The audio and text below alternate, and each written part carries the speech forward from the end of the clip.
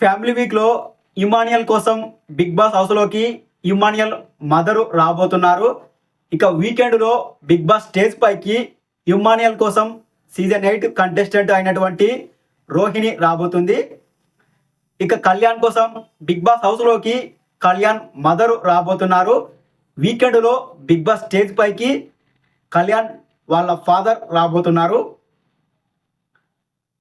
సంజన గారి కోసం big boss హౌస్లోకి సంజన గారి కూతురు, కొడుకు, సంజన గారి హస్బెండ్ ఈ ముగ్గురు కూడా బిగ్ బాస్ హౌస్లోకి రాబోతున్నారు.